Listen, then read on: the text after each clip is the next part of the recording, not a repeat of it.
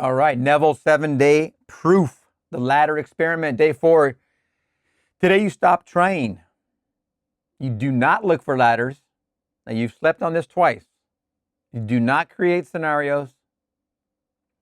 Do not test reality. Your only job is to impress the subconscious before sleep.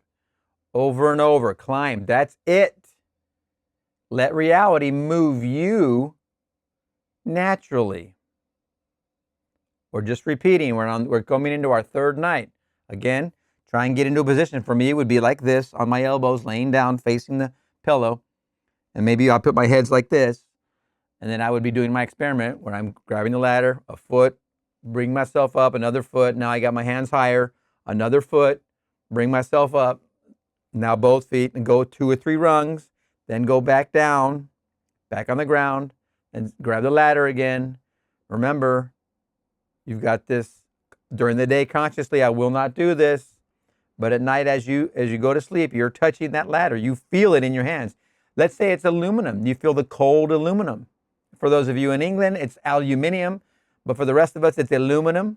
You feel the coldness of the aluminum. Maybe it's fiberglass. You feel a rough old fiberglass ladder that's been sitting in the sun too long. It's rough.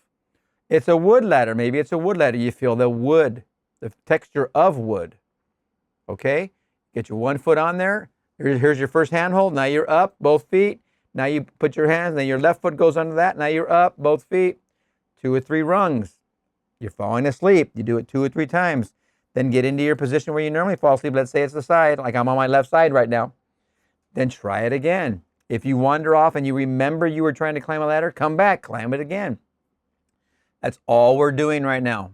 This is our third night of climbing a ladder, but during the day, I will not climb a ladder. Okay, we're going to see you tomorrow on day 5.